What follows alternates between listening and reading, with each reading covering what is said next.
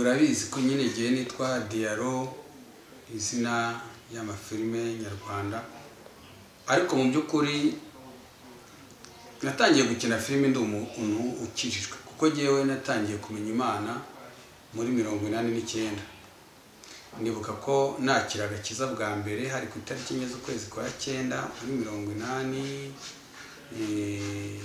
1989 ubwo no kuvuga ngo nahise njya mu bintu byo kubaha Imana cyane ndakizwa ndahinduka narakundaga inzoga ndazireka nubwo nari umusore utaraba umusore cyane nari mu myaka nka 20 nakundaga nari ntangiye no gukundana n'abakobwa ntangiye kujya mu ngeso mbi ariko mu by'ukuri mfata icyemezo ndavuga ntireka jewe negera Imana bitewe nuko numvaga kwegera Imana aribyo byampa ubuzima bwiza ko numvaga mu busore bwanjye nari ndimo ushobora kuzahuramo n'ingorane nyinshi kuko numvaga nk'inzoga nanywaga inzoga nkumva naguma nkanywa mu gitondo hamwe n'abandi basore twakoranaga nkumva ntashobora kuzagira icyo ngeraho kandi nari nkiri muto najanisha mu gihe cy'imyaka yanjye yenda nk'ubu ngezemo nkasanga nzaba ndi umusaza ubumusinzi bamwe ujye usanga babinyariye bamwe ujye usanga basinziriye ku muhanda cyangwa ubwo mpita icyemezo cyo kwihana. Dia n'ubu ugira uti ndi umukinnyi w'amafilime nitwa Diaro ariko buriya nk'umuntu nyine ukorera Imana cyangwa yigeze kubibamo imyaka myinshi rero abantu baba bakeneye no kugira ngo babwire amazina yawe y'ukuri ko ngira ngo Diaro ni ryo mu mafilime ni ryo mu mafilime nariswe muri za 2008 tangiye gukina filime Marira y'urukundo ariko nyirizina amazina yanjye yitwa Musabyimana Charles nkabamvuka hariya muri Gisagara hariya hepfo mu majyepfo mu murenge wa Kigembe niho mvuka rwose. Maze Dia uragira uti niberaga mu bintu by'Imana ese ubundi basengeraga mu iyihe dini cyangwa se itorero nk'uko bamwe bavuga ko hari amatorero akabona amadini? Urakoze cyane kumbaza gutyo kuko mbere hose nari umukristu ariko usanzwe nyiri umwana ariko naje kujya ntangira kwihana nihaniye mu itorero rya Pentecote ahantu hahoze ari komine Nyaruhengeri segiteri ya Rusagara niho twahise dutangira kubaka ndi mu bantu bateruye ibuye rya mbere twubaka ahantu Rusagara inzu y'Imana inzu ya Pentecote urusengero rwa Pentecote rwaho ngaho Rusagara ndore ko n'ibintu by'ubufundi nari narabyize twahise dutangira no kubaka dutangiye no kwihana. None se kuvuga uti icyo gihe nari umurokore ukabibamo imyaka myinshi none aho ukavuga uti ngiye kubisubiramo nari naraguye ngiye kwihana none se icyo gihe ngira ngo wari ufite amahoro kuruta ubu ngubu akaba ari nayo mpamvu ushaka kubisubiramo?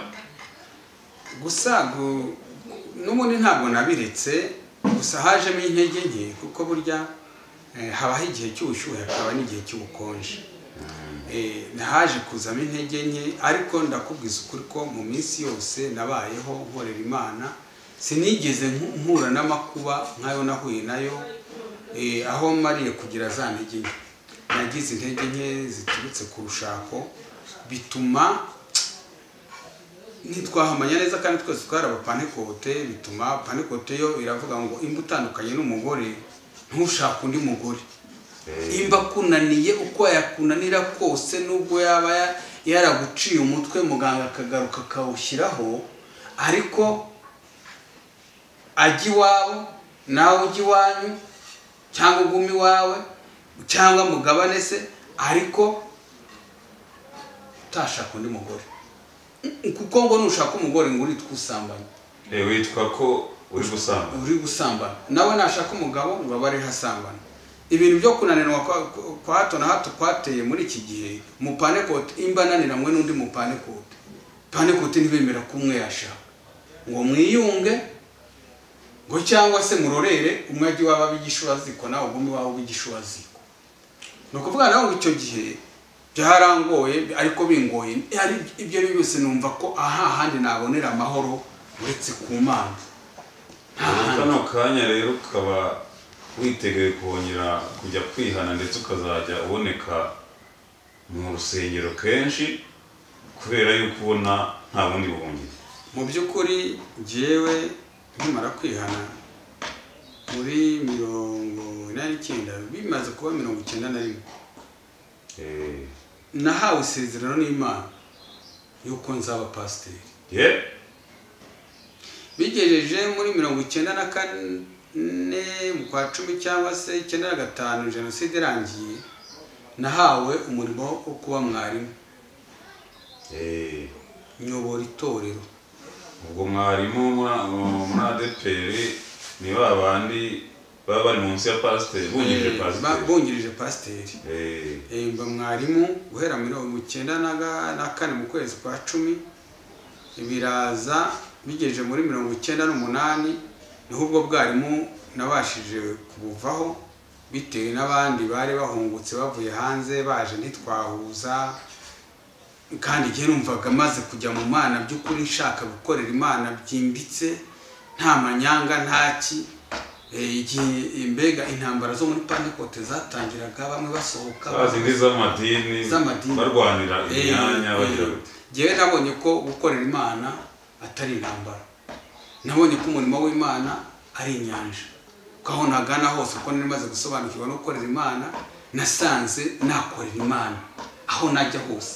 Ubwo no kuvuga ngo haje abapasiteri bansumbye ntitwahuza bitewe n'amabwiriza bitewe n'utuntu tw'intambara twarimo. Ndavuga reka jewe aho kugira ngo nzatungane n'umupasitoro cyangwa se tujyana amakimbirane nta mushahara mpembwa no gukorera Imana we nayo izampembe mu gihe nzaba maze kuva muri iyi si ngiye mu bundi buzima ko nyuma y'ubuzima hari ubundi. Reka igihe mbibahari ndasezera ntangira kwibera umuririmbyi nibwo nimutse nza gukorera mu mujyi wa Butare mu muririmbyi muri korali Itabaza ryo muri ADPR Butare Ville. None se abantu bari bamenyeye ko uzi gukina amafilime kumbi burya no kuririmba wabaye mukora? Kuririmba genzi kuririmba cyane. Hanyuzeho se twereke abazadukurikira uhereke ko uzi no kuririmba. Hari nk'akaririmbo njya nirimba cyane nkunda naririmbaga muri korali Itabaza dufatanije urumva kambamo cyane na yenda nakarimba nk'umunota umwe kugira ngo abantu igihe ukibutse wumva ushatse gufashwa rwose kuko ni ibintu nabwiye na za Freemax nabwiye na za City Radio bari abadashimu ko ndi hafi gukora indirimbo z'Imana. Ibihangano byanjye nibiba bikenza akoresha n'iby'abandi ariko ndenda gukora indirimbo z'Imana nkuko mbajije.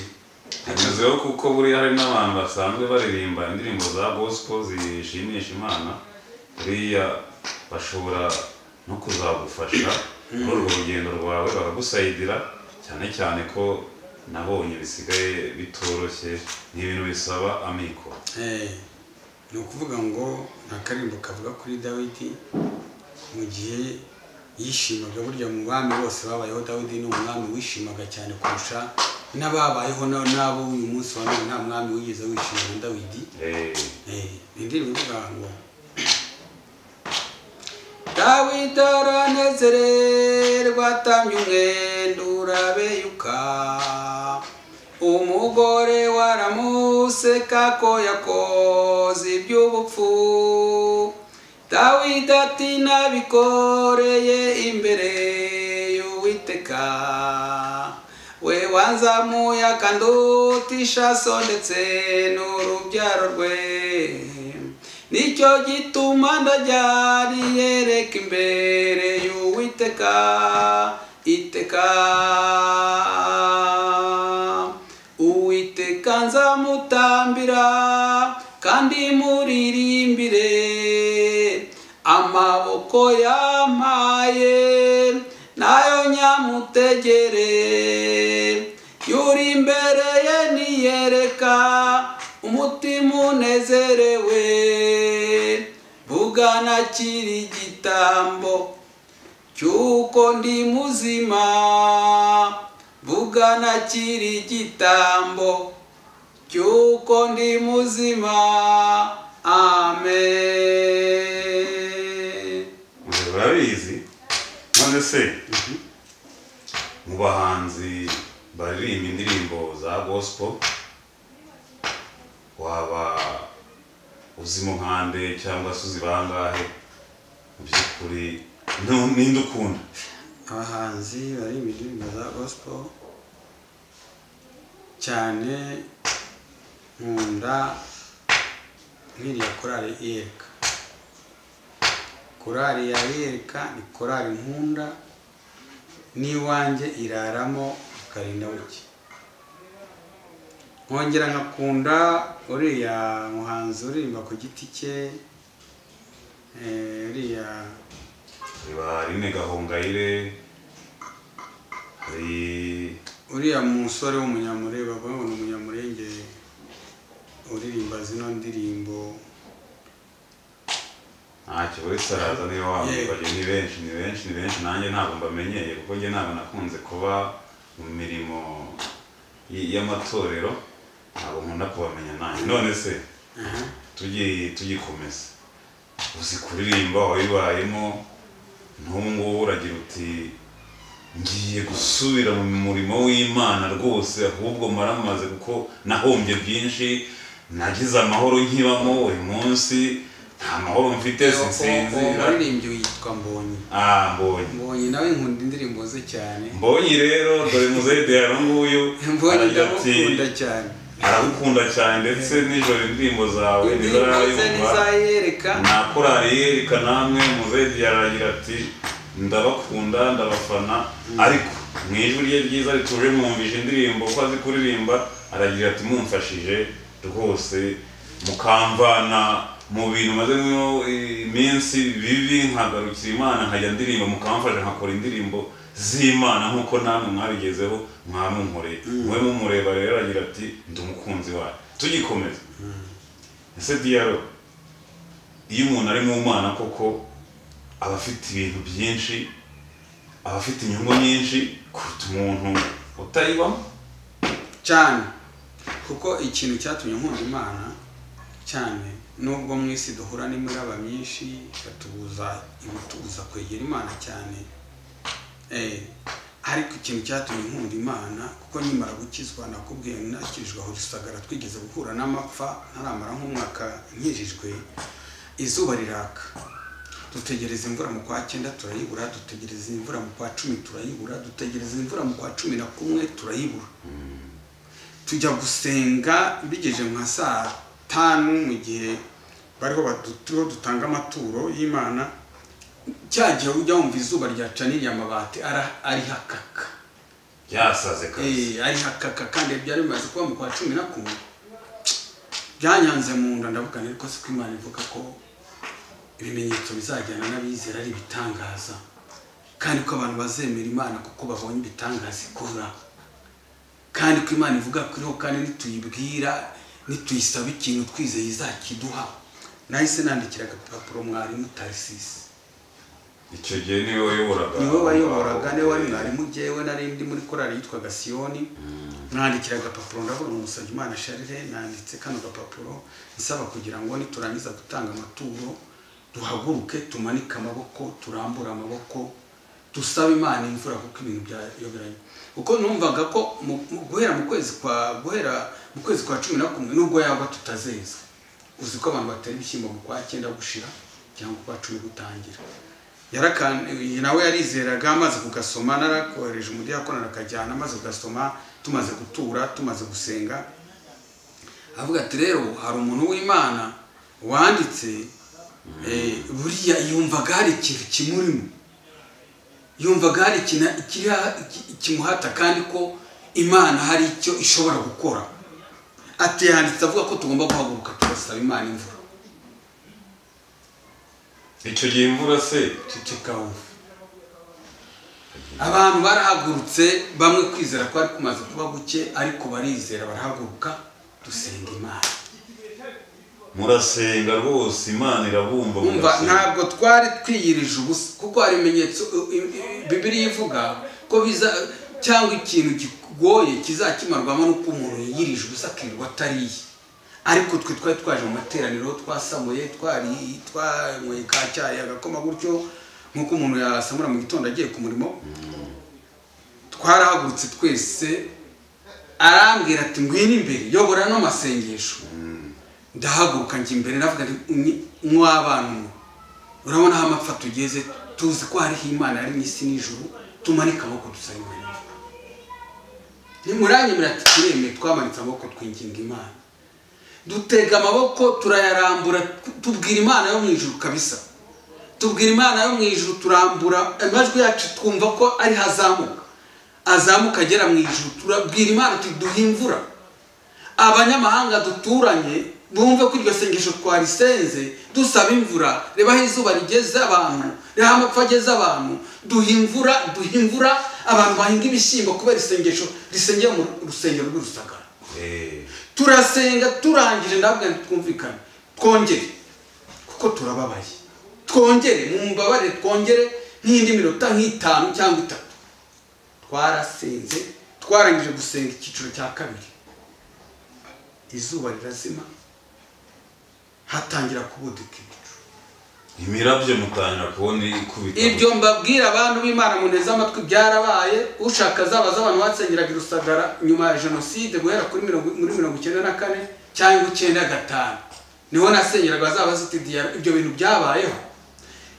Twamaze gusenga igihe turo dusezerana kumwa iteraniro rira rishoje imiyaga irahuha ibicu birabuditse kubera abantu bari bamenyere ko nta mvura iriho baratashe.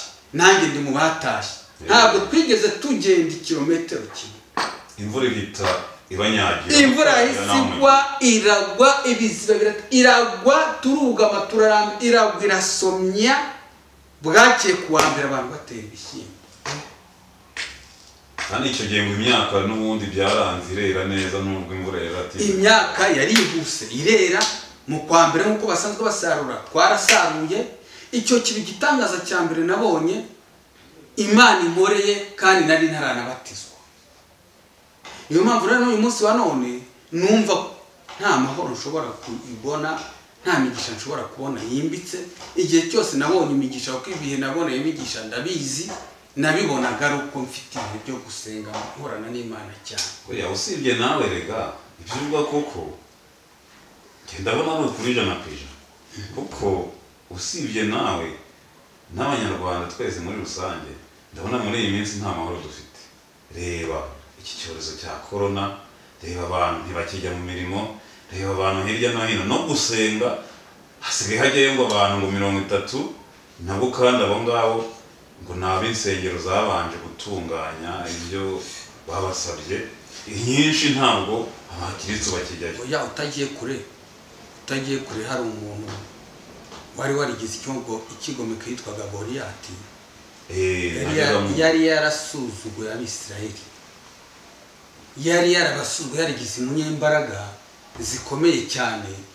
Yarabasuzuguye yarabaciye amazi hepfiriye aho barwaniraga. Harimo n'abahungu ba Esayi naho barindwanye. Yari yacu ababwira ati ngaho ni wambuka. Akabwira abagabo barenga 600 cyangwa 1000 muri mwe nihagire mu bugabo nka bungahe bumanuka buze hano mbwice bubagira ibisiga. Baramutinya bahora ku musozi baratinya kuvogera ahantu ahagaze. Barebe icyo kintu bakumva. Icyo kintu n'ibicumu bireca nka metero nk'esheshatu. N'iyi corona n'agasuzuguro Satani yari isuzugura isi. Iyi corona n'agasuzuguro Satani yari isuzugura isi. Iyi corona si indwara yo mu maraso ngo tuvuge ngo iradutera kanseri cyangwa diabete cyangwa iki. Iyi corona ni umwuka duhumeka. Iyi corona turayanduzanya nk'abarwayi bicurane cyangwa se amagripe. Ni corona gusa. Dawidi yaraje ari umwana. Kimwe nuko nakubwiraga ibya corona nayo twitonze tugasenga uriya mwuka umubi wajujubizisha. Twabyuka tugasanga wagiye bagapima bakabura corona mu bantu ikavaho ikagenda. No kuvuga ngo Dawidi nawe yaje kugaruka nk'iyagatera aravuga ati jyewe ndashaka kujya kwica Goliyati. Dawidi umwami amwambika imyenda y'intambara, Dawidi atambutse imyenda iramutega aravuga ati hoya iyi myenda ni muyikuremo. Urumva iyi myenda ni muyikuremo. Ni byinshi cyane tumaze gukora kuri corona kugira ngo twirinde corona, ariko bikanga corona, abarwayi bakiyongera bakagira gute bikanga, ariko corona abantu bizera bazamura amasengesho yo mu ijuru, bafatisha ingamba, leta ikadukundira tukajya mu butaho tukiriza ubusa tugasenga.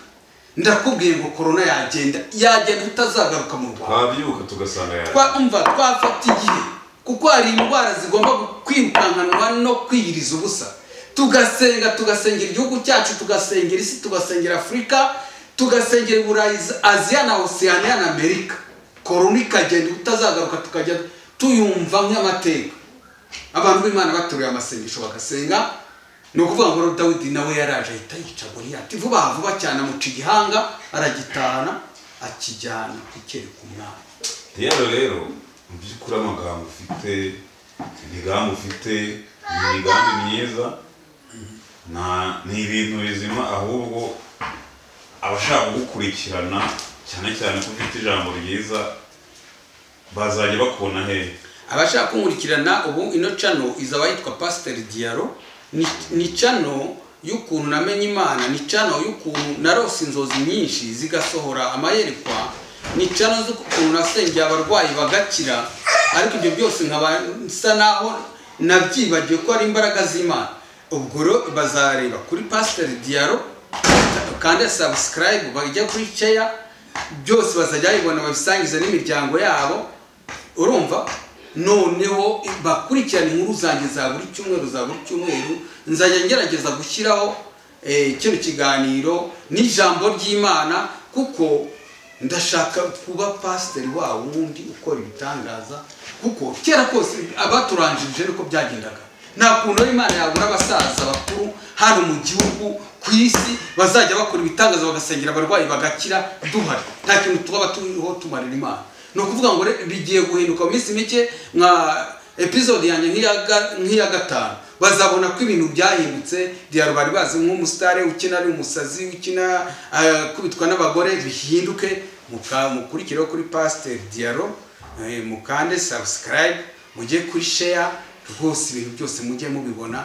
Genda shaka kubereka amateka yanjye mu gukorera Imana, kandi nzi ko imirimo igendana n'abizera yose bazajya babyimbura. Rero nubwo twari dusoje, ariko hari akantu kamwe ntakwemerera ko dusoza ntakakubaje ko waba uncitse. None se gukina amafilime abantu bari bakuzi nk'umusitari, urazwi ku isi yose, uzabibangikanya no mu kiliziya uzabireka cyangwa byose uzabikora? Ntabwo nzasengera mu kiliziya. Hari isengero nubwo iriya torero rya Pentecote ryitonze rigakurikirana ingorane nahuye naryo yo gutana n'umugore, bashaka bambabarira bakanyakira nkaba mu Pentecote, tukajya inama tukareba icyo twazakora. Ariko ubundi byerekeranye na filime ntabwo, filime ni umurimo usanzwe utunga abantu. Kubona Pawulo aravuga ngo udakora ntakarye. Ni ukuvuga ngo filime nkina ntabwo nkina filime z'urukozasoni, ni filime ziba zitanga message zigisha abanyarwanda ukuntu bagomba kwitwara, abashakanye, z'imiryango. Nzagumya nkine filime, nsibe gukora filime z'urukozasoni, ariko nyinshi ngiye kuzishyiramo iby'Imana, kuko n'iki gitabo, iyi Bibiliya mubona, navuga ngo ni inkuru 66 ishaka naza fata inkuru imwe nkayikina, ukayikinamo filime. Imbari ya Yesaya, imbari ya Pawulo, cyangwa Samusoni, cyangwa se no Goliyati. Shaka naza inkuru imwe, kuko uzarebe nk'abakinnyi b'amafilime mu Rwanda nta n'umwe urakina filime zo muri Bibiliya ngo ayikina ihere ku itangiriro ageze ku byahishuwe, ahubwo asanga bikinira filime.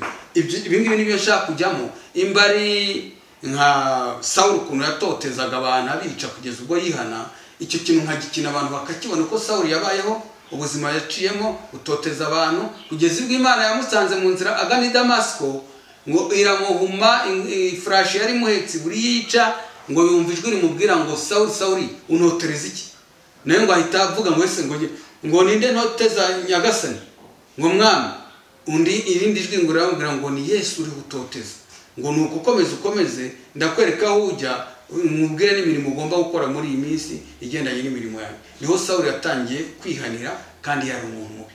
Ibyo rero nibyo nshaka kugira ngo warumbaje ibya filime, nzajya nyira filime bishobotse z'umuco nyarwanda, kuko ari byiza kubaka igihugu, kubaka umuco, ariko ishyiremo na filime z'Imana zisobanura abo bantu bari muri Bibiliya, ibiganiro ubuzima bari barimo, aho bajyaga. Pawulo ko yajyaga i Tesalonike, Pawulo ko yajyaga mu Efeso, Pawulo ko yajyaga mu Antiyokiya, aho hose ngende makina, yenda nshobora no kubona n'abaterankunga bakamfasha kuko filime irahenda, ariko tugakina iby'Imana, abantu bakakina iby'Imana, kuko nyuma y'ubuzima hari ubundi buzima, kandi Imana nibeshya tuzicara na n'Imana turebana nayo amaso ku maso, ndetse ngo izaduhanagura amarira ngo twarize ko yose abizaba yemeye yajonjoye kabavana mu isi y'abazima.